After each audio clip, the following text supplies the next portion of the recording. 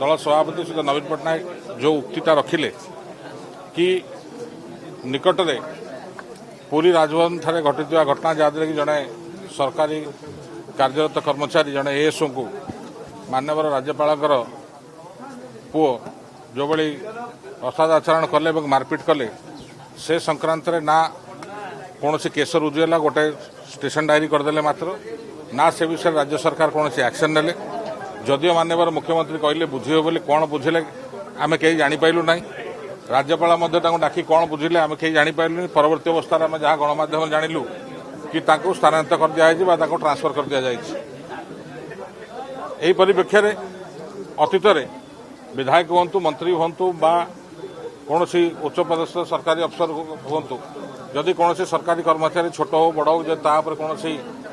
आचरण आसे निश्चित भाव राज्य सरकार तरफ विहित कार्यानुष्ठान ग्रहण कराला ये घटना आम कौन कथा देखलु ना एवं जेहेतु राज्यपाल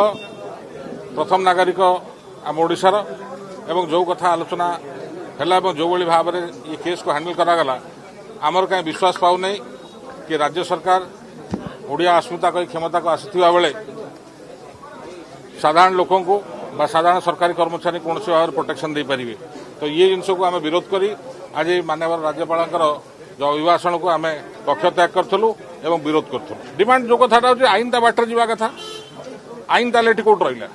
जदि जड़े साधारण कर्मचारी छोट